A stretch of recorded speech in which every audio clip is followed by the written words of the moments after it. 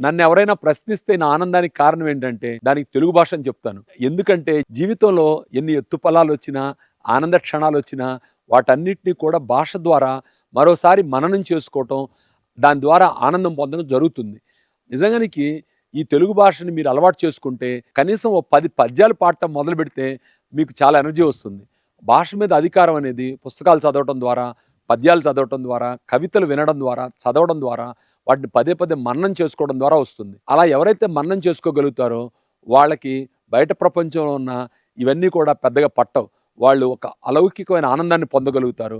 అలౌకికమైన ఆనందం అనేది భాష ద్వారానే వస్తుంది.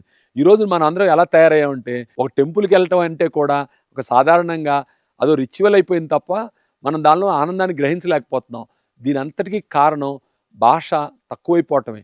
కాబట్టి మీరు మీ భాషా పటిమను పెంచుకోగలిగితే మీరు మనుషులుగా చాలా ఉన్నత స్థాయికి ఎదుగుతారు. అలా భాషా పటిమ కలవాళ్ళు వాళ్ళ ఆర్థిక స్థితితో సంబంధం లేకుండా ఎంతో ఆనందంగా ఉంటారు.